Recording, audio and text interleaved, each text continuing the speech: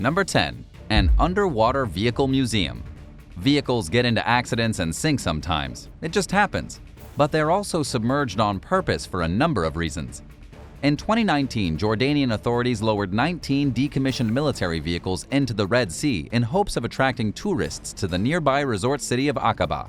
The collection of drowned hardware includes tanks, an ambulance, a military crane, a troop carrier, a combat helicopter, an anti-aircraft battery, and several guns.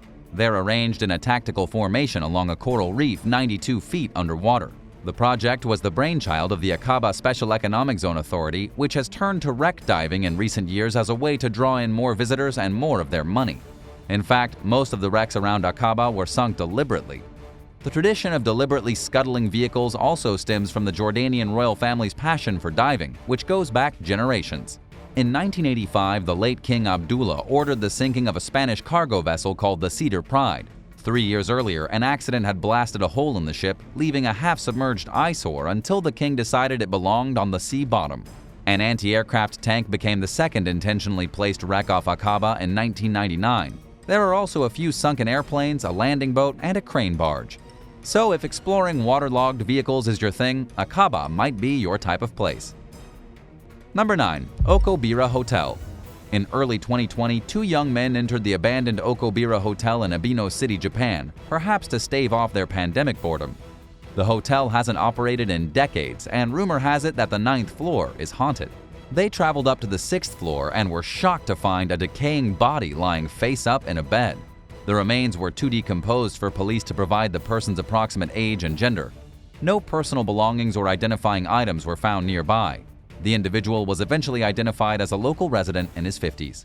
It's apparently common in Japan for abandoned buildings to stand for years or even decades after shuttering their doors. A reporter for the Mainichi recently set out to learn why. Residents said that people had been trespassing into the Okobira Hotel for years and that they'd like to see it torn down. But the company that owned the building was dissolved, and if the local government gets too involved, it could become responsible for maintaining the dilapidated hotel, which is starting to fall apart and become dangerous. And it would be risky to demolish the building because it would be extremely difficult to go after the former owner for the cost, meaning that it might ultimately come at the taxpayer's expense. So for now, this and other creepy deserted sites remain in a legal limbo of sorts while they fall further into disrepair. Number 8. Cavern of Lost Souls. A few years ago, an explorer named Gareth Owen decided to investigate an abandoned slate mine in Wales that had closed around 60 years earlier.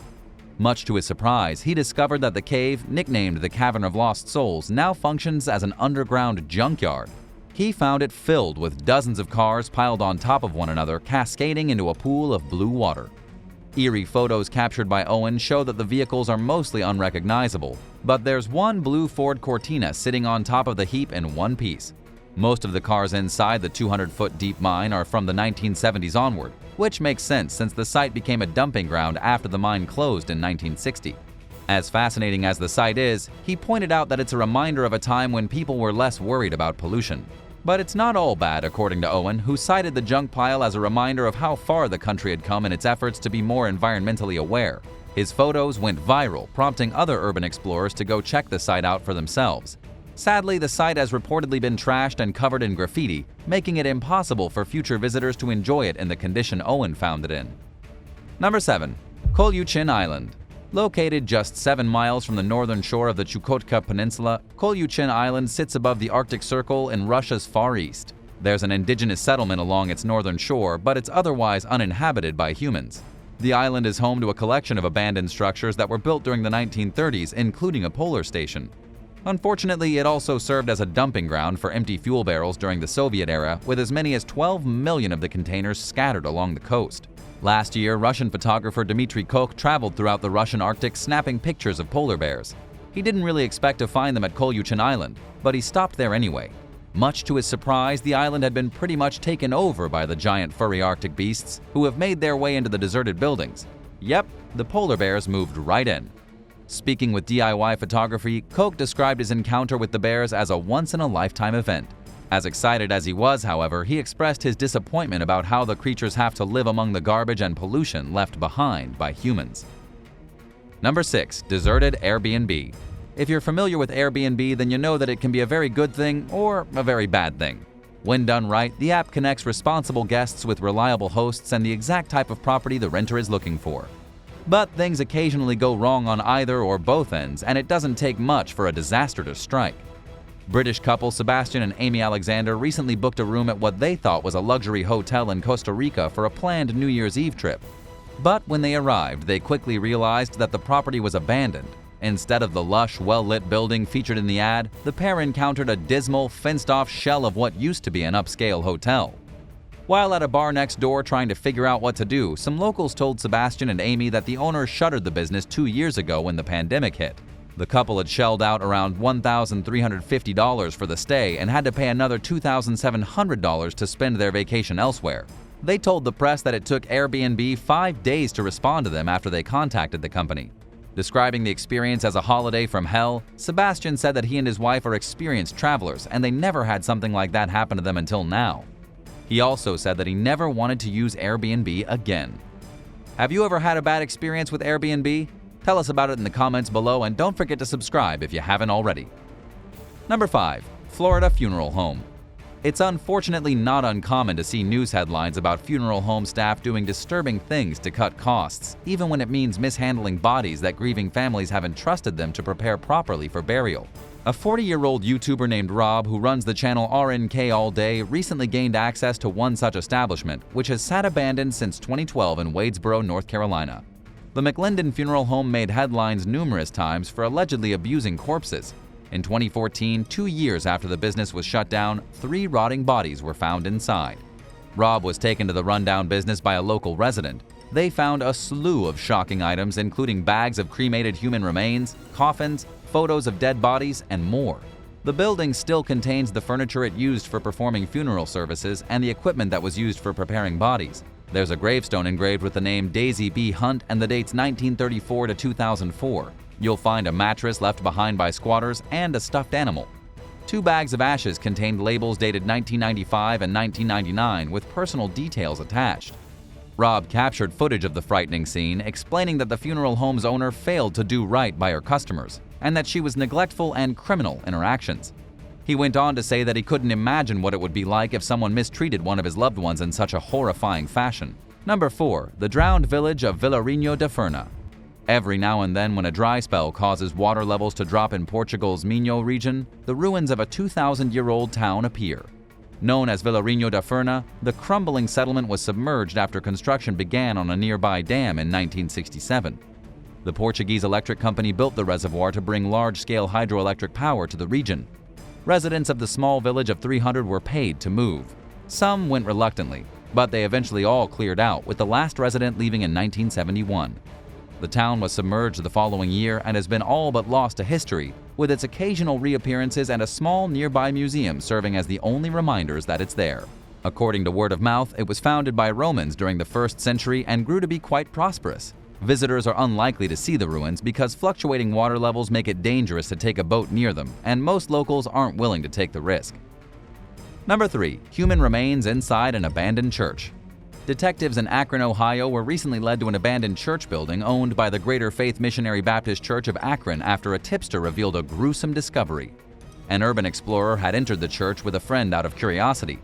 Inside, she found dozens of boxes and several white bags stacked against a wall with names, social security numbers, and dates on them. She told local station WKYC that she saw cremation records dated between 2005 and 2020. After snapping some photos, the woman contacted the authorities. The discovery led to the arrest of the church's former pastor, 41-year-old Sean T. Harden. He faces a slew of charges including records tampering, failing to file taxes, abuse of a corpse, and engaging in a pattern of corrupt activity. Harden is accused of providing funeral services without a license since 2014.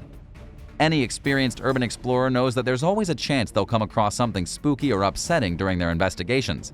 Speaking with WKYC, the woman who discovered the abandoned remains said it wasn't scary. It was sad and disturbing, just shocking. Based on some of the information she saw, some of the ashes belonged to children. Authorities are now tasked with finding the surviving family members and returning their loved ones' ashes to them. Number 2. Extremely rare cars. While rummaging through an abandoned roadside garage in the UK, a YouTube user who goes by the name Imstuxy found a handful of extremely rare vehicles, including 2 pre-World War II BMWs.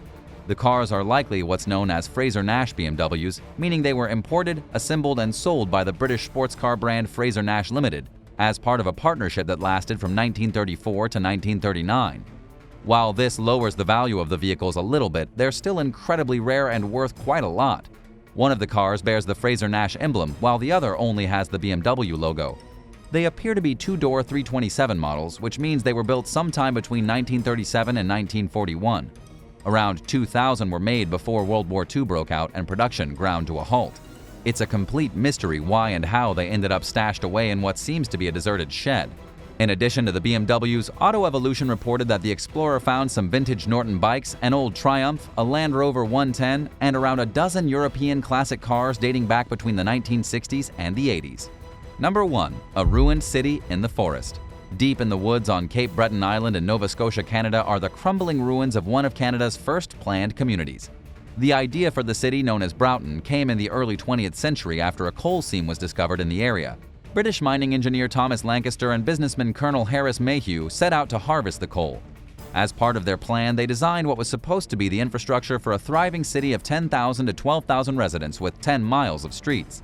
Investors poured millions into the project. Streets were laid out, buildings were constructed, and a luxurious hotel and resort there had the first revolving door in North America. But Broughton's existence was short-lived, and the population never grew nearly as big as it was built for. When Lancaster and Mayhew's coal company went bankrupt in 1907, the city's residents moved away and both men left the area for England. The Canadian Army took over the city during World War I and used it as a training headquarters. Around 1,200 soldiers were housed in the former hotels and homes. But once the war was over, they cleared out and Broughton was once again left empty.